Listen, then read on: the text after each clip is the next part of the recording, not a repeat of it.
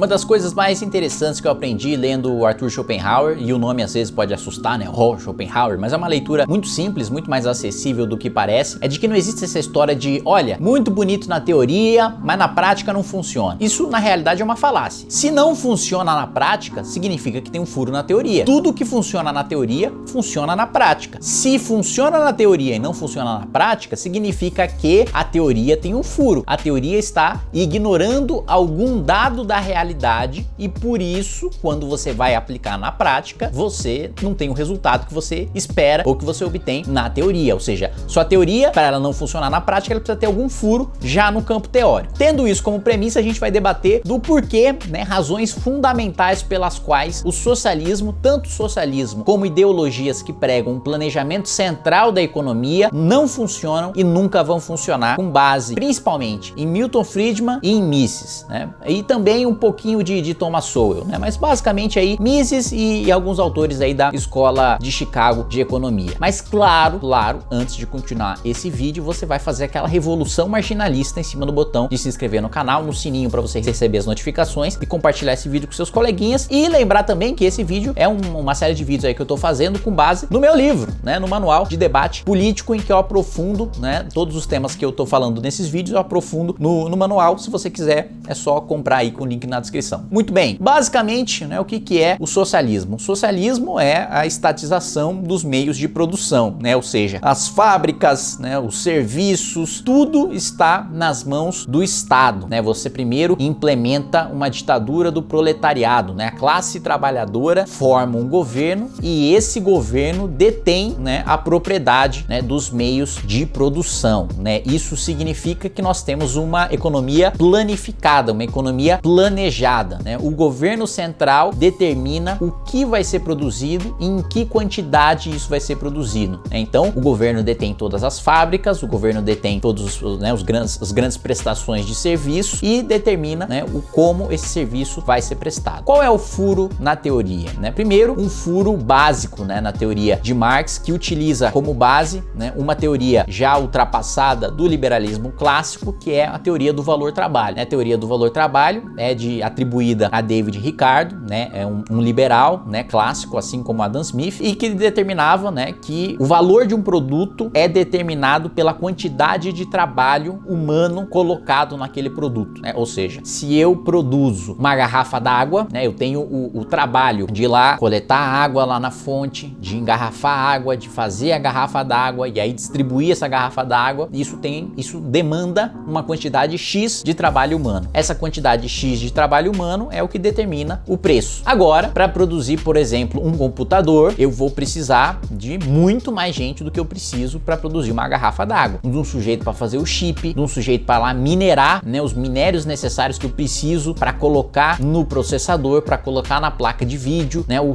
cara que vai fazer a carcaça ali do computador, né, toda a cadeia de produção que vai fazer a pintura, toda a cadeia de produção envolve uma quantidade de trabalho muito maior, né, para se fazer um computador. Por isso que o computador é mais caro do que uma garrafa d'água, porque a quantidade de trabalho humano envolvida para produzir um computador é muito maior do que para produzir uma garrafa d'água. Muito bem, parece fazer sentido, certo? Pois bem, na época fazia muito sentido, tal, o pessoal concordava, até que isso foi refutado, né? Isso foi refutado por uma chamada revolução marginalista. A revolução marginalista mostrou que o valor das coisas na verdade é subjetivo, que a quantidade de trabalho humano, né, para se produzir um produto não determina o seu valor. Exemplo mais claro disso é que se eu passar 20 anos cavando um buraco no quintal da minha casa, aquele buraco não vai valer tanto quanto um sujeito que passou um ano fazendo, sei lá, pintura,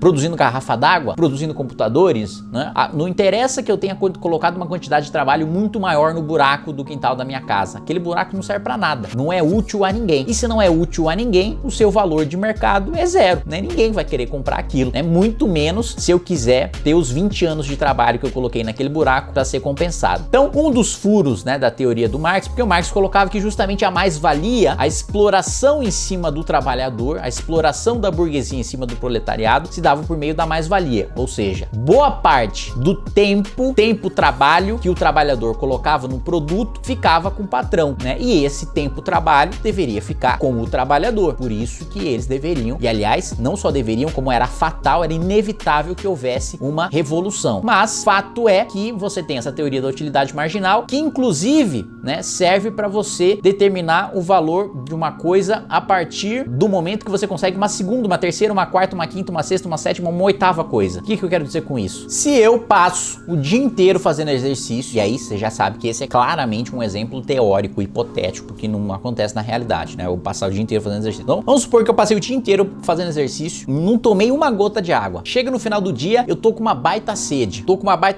E aí o que eu vou fazer? Vou tomar uma coquinha, né? Então, aquela garrafa de coquinha, pra mim, tem uma utilidade marginal muito grande, porque eu tô com muita sede. Então, meu amigo, às vezes, sei lá, tem um sujeito vendendo uma coquinha aqui, né, a 15 reais, o outro vendendo daqui a 1 quilômetro, né, tá vendendo a mesma coquinha por 10 reais, eu vou comprar no cara de 15 reais, porque eu não vou andar mais 1 quilômetro, já passei o dia inteiro fazendo exercício, eu vou beber aquela coquinha. Muito bem. Aquela primeira coquinha tem um valor pra mim, tem uma utilidade marginal pra mim. Agora, vamos supor que eu compre outra, que eu compre a segunda. A utilidade marginal pra mim já diminuiu. Por quê? Porque a partir da segunda eu já não tô mais com tanta sede. Mas beleza, né? Vou tomar uma segunda coquinha, ainda vai dar, dale, né? Aí eu tomo uma terceira, uma quarta, uma quinta, o valor vai diminuindo, porque a utilidade pra mim daquilo vai diminuindo, a minha sede vai diminuindo e tal, até que chega um ponto, pode chegar um ponto até que a utilidade é negativa, que eu não aguento mais tomar coca, se eu tomar mais coca eu vou passar até mal, que a utilidade pra mim é negativa, aquilo ali tá trazendo mais mal do que bem, já não é uma negociação benéfica pra ambas as partes, né? Uma relação ganha-ganha, porque uma relação de compra e venda geralmente é uma relação ganha-ganha, né? Ganha o cara que tá comprando, que vê mais valor naquilo que ele tá comprando do que no dinheiro que ele tá dando, e ganha quem tá vendendo, que vê mais valor no dinheiro que tá recebendo do que no produto que ele tá dando, né? Assim funciona a geração de riqueza, né? Por isso que a economia não é um jogo de soma zero, por isso que pra uma camada da sociedade ficar mais rica, a outra camada não precisa ficar mais pobre, porque não é um jogo de soma zero, mais riqueza é produzida, mais valor é gerado, né? Tem situações benéficas para ambos os lados, né? Não é como uma casa de apostas, né? A economia não é como uma casa de apostas, o capitalismo não é como uma casa de apostas que um ganha, o outro perde. Não, né? Ambos podem vencer, quem vende, quem compra, estão melhorando, estão numa situação melhor do que eles estavam antes daquele contrato de compra e venda. Muito bem. Então, tô explicando tudo isso para chegar no ponto de que o socialismo estatizaria todos os meios de produção e determinaria aquilo que seria produzido. Beleza. Só que tem um problema. O preço das coisas é determinado por basicamente dois fatores, né? O que as pessoas decidem produzir e o que as pessoas decidem consumir. São dois fatores simples. O que as pessoas decidem produzir, o que as pessoas decidem consumir. Se as pessoas decidem consumir mais feijão do que lentilha, o preço do feijão vai subir, gerando um incentivo econômico para mais pessoas produzirem feijão, menos pessoas produzirem lentilha, né? E aí você vai acertando o equilíbrio do mercado com base na oferta e na demanda. Beleza. Se é a vontade do consumidor e do produtor que determina o preço, a partir do momento que eu estatizo os meios de produção, eu já tenho um problema. E o problema é o seguinte: não existe socialismo sem a imposição, sem o uso da força do Estado em cima do indivíduo. Por quê? Porque se o preço é determinado pelo que as pessoas decidem produzir, o que as pessoas decidem consumir, se os meios de produção são estatizados e o governo decide o que é produzido, o governo vai ter que obrigar pessoas a produzirem aquilo que o seu plano determinou. E isso necessariamente implica numa ditadura.